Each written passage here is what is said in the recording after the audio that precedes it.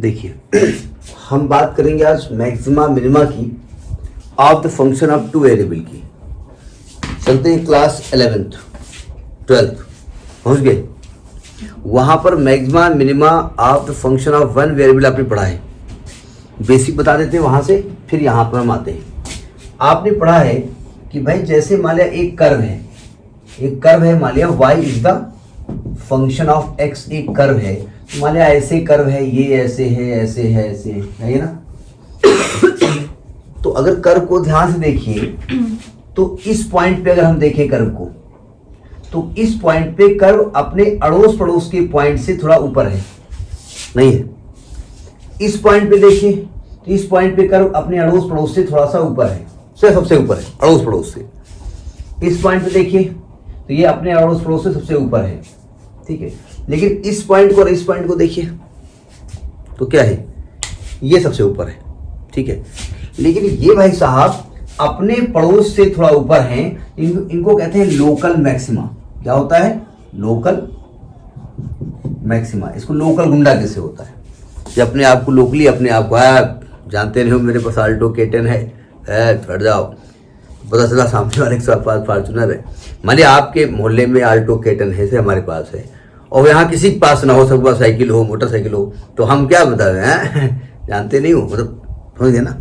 तो वो लोकल है। लेकिन अब दूसरे पड़ोस में देखा तो क्या गड़बड़ है, उनके पास तो फरारी थी, ठीक है, इनके पास हमसे अच्छी गाड़ी है, इनके पास सबसे अच्छी गाड़ी है, तो ये लोकल मैक्सिमा है।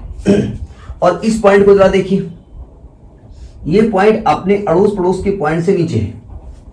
इस पॉइंट पे देखिए अपने अड़ोस पड़ोस से नीचे है, ये पॉइंट अपने अड़ोस पड़ोस से नीचे है, इस पॉइंट को देखिए अपने अड़ोस पड़ोस से नीचे है, तो इसको कहते हैं लोकल मिनिमा। क्या कहेंगे?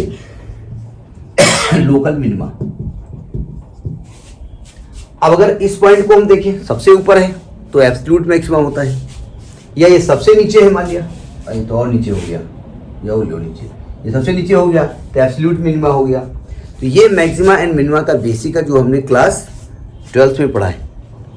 तरीका के वहाँ हम क्या करते थे, निकालते कैसे थे, देखो ध्यान से। वहाँ तरीका ये था कि भाई हम तरीका ये करते थे कि हम पहले क्या करते थे, उस फंक्शन को x के रेस्पेक्ट में डिफरेंशिएट करते थे, क्योंकि वहाँ एक ही वेरिएबल था, y is the function of x independent variable था और y डिपेंडेंट वेरिएबल था। dr/dx क्या देता था, क्या चीज है ये? डिफरेंशिएशन किस भला का नाम है, क्या है लफड़ा, ये क्या है डिफरेंशिएशन? बोले डिफरेंशिएशन वो d/dx का sin x cos x होता है, हाँ स्लोप, सही बोला। यानी ये किसी भी पॉइंट पर टेंजेंट की स्लोप देता है, ठीक है। अगर इस पॉइंट पे आप निकालोगे तो ये स्लोप ऐसे देगा, इस पॉइंट पे निकालोगे तो ये स्लोप ऐसे देगा, और इस पॉइंट पे निकालो तो स्लोप ऐसे देगा।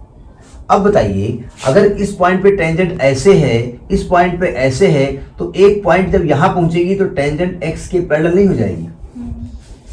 अच्छा यहां पे आ जाओ, यहां भी अगर टेंजेंट खींचोगे तो x के पैरेलल नहीं हो जाएगी। यानी मैक्सिमा या मिनिमा दोनों ही कंडीशन में, मैक्सिमा या मिनिमा जो पॉइंट होते हैं दोनों ही कंडीशन में अगर हम स्लोप निकालते हैं तो वो 0 हो जाती थी। तो फिर हम सेकेंड स्टेप में क्या करते थे कि for maxima and minima dy/dx का मान क्या करते थे, 0। ये पॉइंट ये भी हो सकता था, ये पॉइंट ये भी हो सकता था। इसके बाद क्या करते थे, तो इसको 0 करते थे तो यहाँ x का मान निकलता था, मान लिया a1 निकला, a2 निकला, जो भी मान निकले वो अलग की बात है। इसके बाद थर्ड पॉइंट पे हम क्या करते थे, d2y/dx², याद है। और इसको आप x बराबर a1 लिखते थे।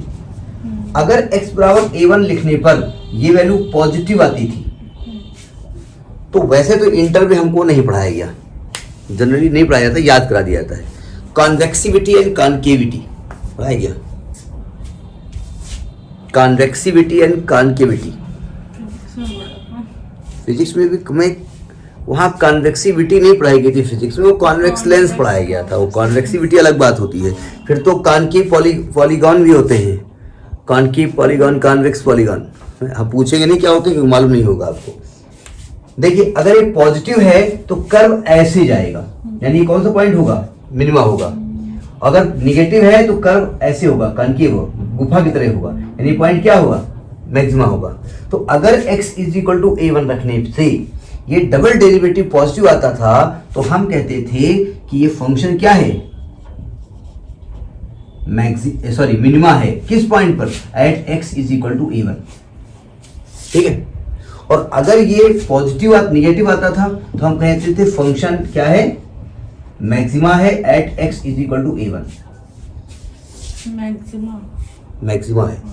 अगर निगेटिव आता था, निगेटिव आने का मतलब होता है कि ये कर्व नीचे लाई करेगा टेंजेंट के। पॉजिटिव मतलब कर्व जो है वो टेंजेंट के ऊपर लाई करेगा। अगर टेंजेंट के ऊपर लाई करेगा तो टेंजेंट ऐसे बनेगी, तो कर्व ऐसे बनेगा, और कर्व ऐसे बनेगा तो ये लोएस्ट पॉइंट होगा। अगर टेंजेंट ऊपर लाई करेगी तो कर्व ऐसे बनेगा, तो ये ऐसे लाई करेगी, ठीक है। बात समझ आ रही नहीं आ रही है? अब जरा समझिएगा। और अगर ये 0 आता था तो इसके बाद हम या तो हम इसको फर्स्ट डेरिवेटिव टेस्ट में ले आते थे, वो बताने नहीं जा रहे हैं, और या तो हम इसको एक बार और डिफरेंशिएट करते थे, d3y बाई dx क्यूब, और x की यही वैल्यू रखते थे। अगर ये 0 नहीं आती थी तो नाइदर मैक्सिमा नॉर मिनिमा, और अगर यहां अगर 0 नहीं आएगी क्या आएगी, नाइदर मैक्सिमा नॉर मिनिमा। और अगर ये भी 0 आ गई तो हम 4 बार डिफरेंशिएट करते थे, और यहाँ x का मान फिर रखते थे, फिर ये चेक करते थे पॉजिटिव निगेटिव। अगर ये पॉजिटिव आ गई तो मिनिमा, निगेटिव आ गई तो मैक्सिमा।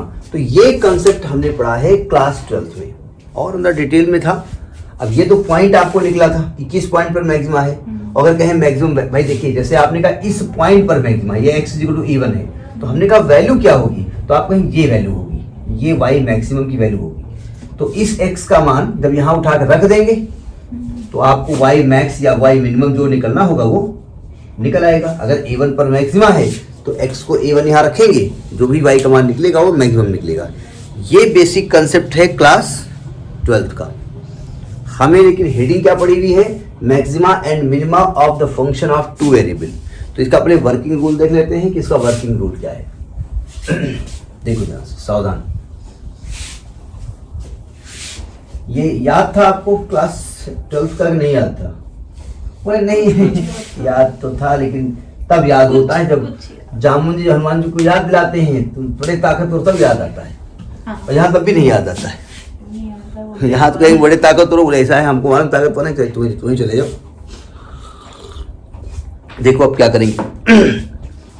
यहाँ पर जो फंक्शन होगा उसको u मान लेते हैं। वो किसका फंक्शन है, x और y दोनों का फंक्शन है। तो जो u की वैल्यू होगी वो x के टर्म में भी आएगी और y के टर्म में भी आएगी, ठीक है। इसके बाद क्या करेंगे, हम यहाँ पर डेवर u अपान डेवर x निकालेंगे। एक्चुअली में डेवर, जब कोई भी फंक्शन दो का फंक्शन होता है, दो का फंक्शन मतलब दोनों ही वेरिएबल हैं, तो दोनों के रेस्पेक्ट में उसको डिफरेंशिएट करना होता है। और दोनों के रेस्पेक्ट में डिफरेंशिएट करने के लिए हमारे पास जो फार्मूला है वो पार्शियल डिफरेंशिएशन का है।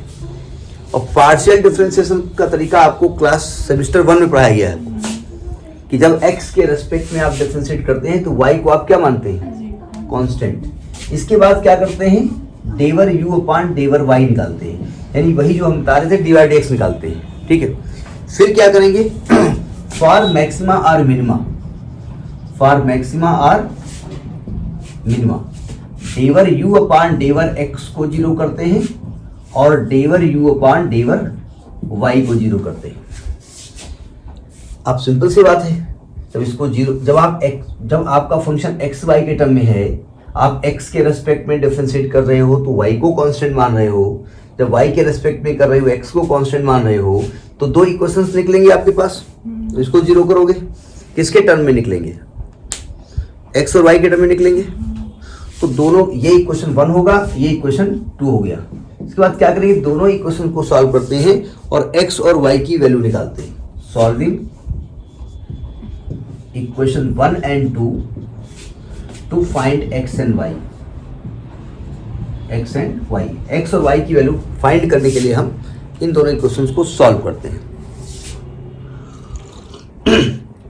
हमने कहा, मान लीजिए हमने सॉल्व किया, जो वैल्यू आई है हमने लेट कर लिया कि x का मान a आया है और y का मान b आया है, एक से ज्यादा भी आ सकते हैं, ठीक है। अब क्या करेंगे आप, अब आप करेंगे, वहां क्या करते थे डबल डेरिवेटिव, यहां भी करेंगे। अब क्या करेंगे, डेवर 2u अपॉन डेवर x स्क्वायर करेंगे, ठीक है। ध्यान रखिएगा, यानी जो डेवर u अपॉन डेवर x है, ये ध्यान रखिए, डेवर को लोग डेल भी पढ़ते हैं, ज्यादातर डेल पढ़ते हैं, लेकिन हम डेल नहीं पढ़ते क्योंकि डेल का साइन ये होता है, ठीक है। तो ठीक है, कोई बात नहीं, हम दोबारा x के रेस्पेक्ट में करते हैं और यहाँ पर जो x और y का मान निकाला है वो रख देते हैं। अब सिंपल सी बात है, जब मान रखोगे कुछ वैल्यू आएगी ना, उसको इंडिकेट करेंगे r से, उसको क्या मानेंगे, r। ये स्टैंडर्ड नोटेशन है, इसलिए स्टैंडर्ड नोटेशन के हिसाब से आप याद करिएगा। स्टैंडर्ड नोटेशन मतलब जैसे आप जो है इक्वेशन ऑफ मोशन पढ़ते हैं, v बराबर u प्लस ए टी, ये सब पढ़ते हैं ना, तो आप जानते हैं वहाँ v क्या है, initial velocity, sorry final velocity, जो कर दिए वही ठीक है। इसके बाद क्या करेंगे, इसके बाद क्या करेंगे, डेवर 2u अपॉन डेवर x डेवर y निकालेंगे। देखिए दो चीजें हैं, आपने जो x के रेस्पेक्ट में डिफरेंशिएट किया है इसको दोबारा y के रेस्पेक्ट में कर दीजिएगा, या जो y के रेस्पेक्ट में किया है दोबारा x, बात वही है।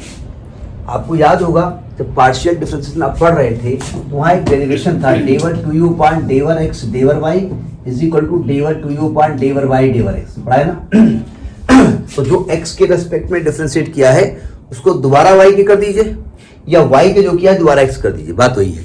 और यहाँ भी वैल्यू x और y की मान निकाल दीजिए, x का मान रख दीजिए a, y का मान रख दीजिए v, इसको s मान लीजिए, ठीक है।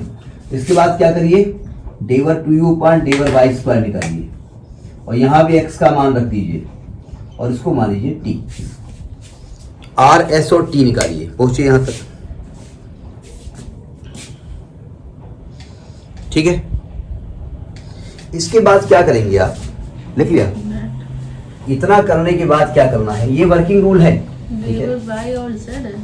जेड कहाँ यहाँ पर दिख रहा है आपको, अरे डेवर y स्क्वायर होगा भाई, हम गंदा इसलिए लिखते हैं कि आप ध्यान से देखिए, हम लिख क्या रहे हैं, ठीक है।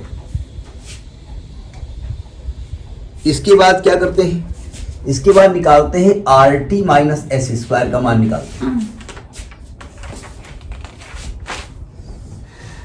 निकाल लिया। अब यहां केसेस आते हैं, देखो फर्स्ट केस समझिएगा, फर्स्ट केस, अब आप मैक्सिमा है या मिनिमा है उसके लिए क्या करेंगे, देखो उधर, इफ अगर R T minus S square is less than 0, greater than 0, less वाला बाद कहते हैं, ग्रेटर देन 0 हो और r भी ग्रेटर देन 0, यानी are T minus S square greater than 0 बोले तो पॉजिटिव, और r भी ग्रेटर बोले तो पॉजिटिव हो, यानी are T minus S square भी ग्रेटर देन 0 हो और r भी ग्रेटर 0 हो तो ये मिनिमा होता है, then function is minima, then function is minima, function is minima किस पॉइंट पर, at x is equal to a and y is equal to b, यानी इन दोनों पॉइंट पर फंक्शन क्या है, मिनिमा होगा, ठीक है। इसके बाद क्या करेंगे, पहला केस ये हो गया। सेकंड केस क्या करेंगे आप, कि अगर मान लेते हैं if are T minus S square अभी भी ग्रेटर देन 0 है, यानी अभी भी पॉजिटिव हो रहा है और r जो है लेस देन 0 है, then function is maxima, then function is maxima at x is equal to a and y is equal to b,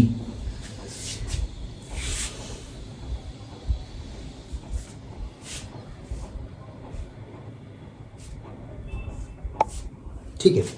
तीसरा केस है कि अगर R T minus S square is less than 0 है, अब जरा समझिएगा, याद करने का तरीका बताते हैं आपको, मैक्सिमा एंड मिनिमा दोनों के केस में are T minus S square greater than 0 होगा, मैक्सिमा और मिनिमा के केस में are T minus S square दोनों पॉजिटिव होंगे।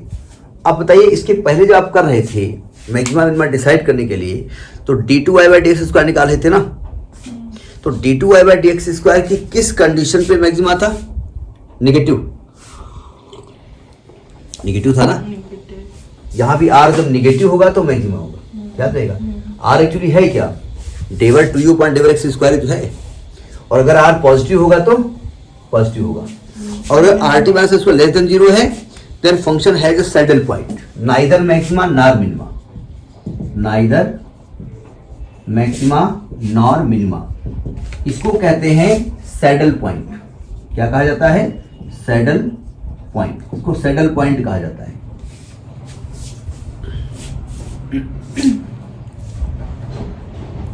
और अगर RT माइनस एस स्क्वायर 0 आ गया तो कहते हैं ये अनडिसाइडेड होता है, इसमें फर्दर इन्वेस्टिगेशन किया जाता है। अनडिसाइडेड, इसमें और कुछ कंडीशंस लगेंगी, जब क्वेश्चन आएगा तब बताया जाएगा।